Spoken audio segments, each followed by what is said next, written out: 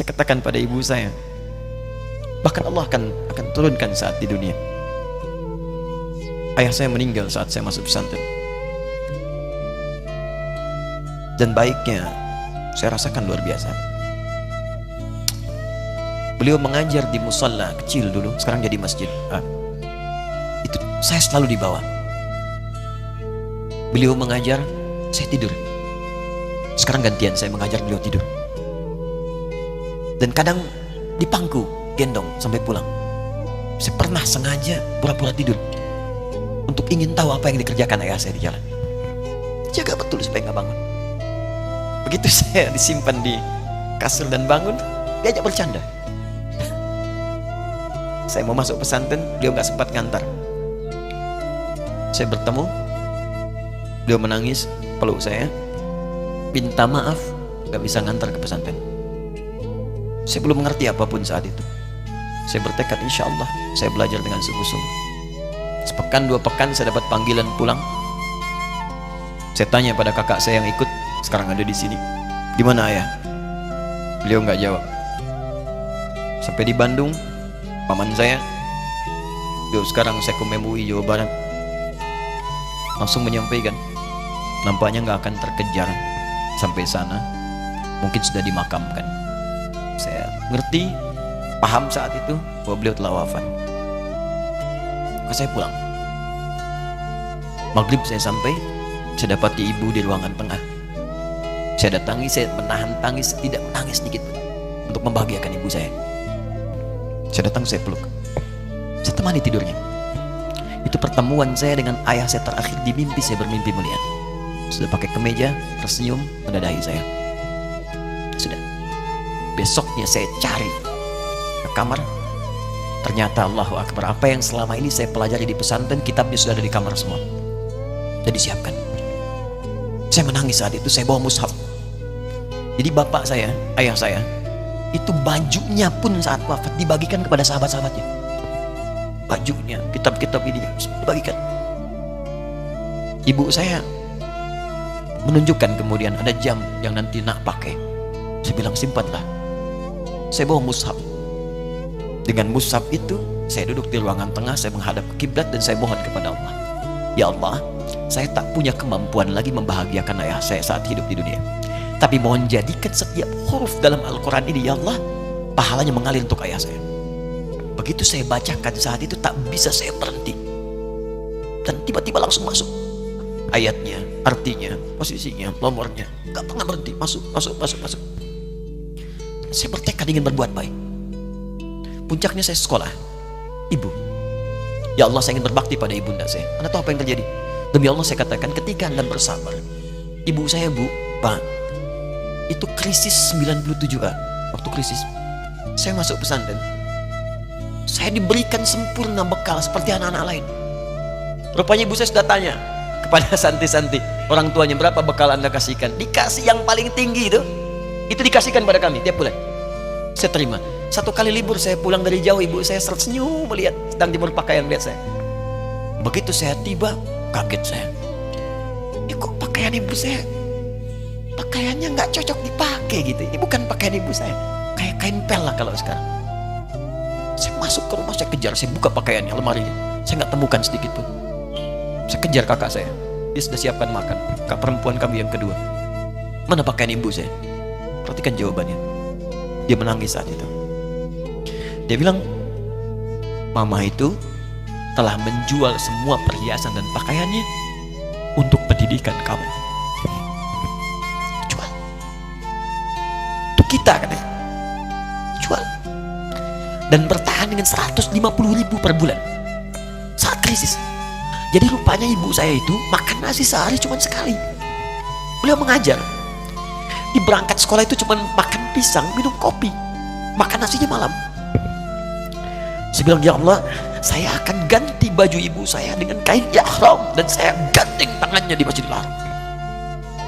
Itu apa yang terjadi? Begitu saya kuliah di Libya, alhamdulillah, saya berangkat, saya mulai mengajar, saya serius belajar. Saat itu kemudian Allah mulai berikan jalan. Saya ingin sungguh-sungguh.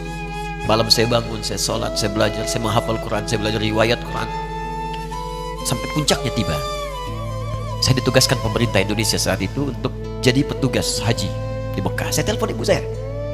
Saya bilang, Ma, saya insya Allah akan haji 2010. Saya telepon Februari saat itu. Saya dengar suara, terbayang wajahnya indah, senyuman, bahagia. Alhamdulillah, nak. Kapan berangkat? Tahun ini insya Allah. Saya bilang, dan saya tidak akan pernah berangkat kecuali mama pun akan berangkat. Terdengar nada pesimis tapi senyum. Dari mana katanya? Allah akan kasih, saya bilang. Saya sedang bekerja berusaha karena Allah. Mustahil Allah akan sia-siakan itu. Berapa butuhnya? Porsinya 25 juta. Kapan harus ada? Bulan Juni. Ya, jadi dari Februari ke Juni itu. Ya, Juli bukan Juni, Juli. Ya, jadi saya masih ingat tuh bulan 7 5 bulan tuh. Saya ibu, Pak, nabung saya. Saya beli tabungan, saya niatkan untuk ibu saya haji. Bulan Juli masih setor 25 juta. Jadi semua tabungan masukin situ. Ada yang ngajar ngasih, masukin situ. Masukin semua. Tepat sepekan sebelum itu kemudian didaftarkan, saya buka tabungan. Allahu Akbar, karunia Allah luar biasa. Tadi butuh berapa? 25 juta. Begitu dibuka, Masya Allah, 1 juta. Karena beasiswa nggak banyak, 1 juta. Tapi 3 hari sebelum daftar, entah dari mana ibu-ibu pengajian nih KBRI datang. Ustadz, ibu katanya mau haji juga ya? Ustadz mau haji ya? Ibu ikut ya? Sudah nggak usah dipikirin, nanti kami yang pikirkan semuanya. Tiba-tiba dikirim, bayar porsinya di sana, dapat koper paling besar. Bayangkan, tadinya kopernya belum datang, telepon lagi, nak, koper belum datang katanya. Saya bilang, Ma, tenang aja, apa hajinya nggak jelas ini? Tidak jelas, saya bilang, insya Allah. Ya. Nah, cuman beritanya berbeda. Begitu saya telepon lagi, Ma, gimana bisa? Nah, telah keluar pengumumannya. Kapan, Ma? 2013. Loh, kan saya hajinya 2010, nggak bisa, harus 2010. Lihat kalimat ibunda saya. Nah, jangan pernah mengambil hak orang lain. Allah kasih 2013, alhamdulillah. Saya bilang, Ma, kita tidak harus mengambil hak orang lain, tapi kita meminta kepada Allah yang memanggil kita. Boleh jadi Allah akan berikan tambahan kuota pada tahun ini. Doa lagi, minta, nang ke masjid. Tiba-tiba ada sidang oki di Istanbul saat itu, keputusan 1.000. Setiap ada 1.000 muslim, 1 kuotanya. Saat itu Indonesia dapat tambahan 22.000, termasuk ibu saya ada di situ. Ya, acara malam Al-Qadar 27 Ramadan, malam masih ingat betul, saya jadi MC dengan rektor pada saat itu. Saya nggak pernah bawa handphone, tiba-tiba handphone itu saya bawa, berbunyi kemudian telepon itu. Saya minta pada rektor izin, saya angkat dulu, diperkenankan. Saya kemudian ke belakang masjid, saya angkat. Tiba-tiba saya dengar suara sudah menangis. Nah, katanya, kenapa, Ma? Alhamdulillah, Mama bisa haji. Ternyata kuota itu termasuk ibu saya. 5 bulan, Pak. Enak biasa. Nggak bayar tambahan, nggak ada macam-macam, bisa berangkat. Begitu saya berangkat duluan, saya tungguin betul di apartemennya, di maktabnya sampai datang. Begitu sudah datang, saya nggak sapa, saya lihat dari jauh. Bahagianya saya bisa mengganti pakaian tadi yang lusuh dengan kain ihram. Saya perhatikan, saya ikuti dari belakang. Di lift, saya ikuti. Di jalan, saya ikuti.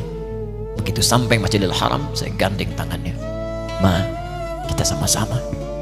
Labbaik Allahumma labbaik. Labbaik la syarika lak labbaik. Saya tawaf, saya gandeng ibu saya lindungi supaya dapat kenikmatan dalam tawafnya. Begitu saya rasakan bagaimana Sayyidah Hajar bekerja keras untuk Ismail. Saya balas di situ, saya gandeng tangan yang kanan, saya minta pada Allah, muliakan ibu saya, ya Allah, muliakan ibu saya, muliakan, berikan saya kesempatan membahagiakannya. Cuman yang kanan digandeng, yang kiri kosong, karena sudah tidak ada. Jadi ketika Anda belajar pun untuk menjadi ulama, Allah akan muliakan Anda. Orang tua Anda akan dapat bagiannya. Yang hafal Quran itu Musa, yang bisa haji bapak ibunya.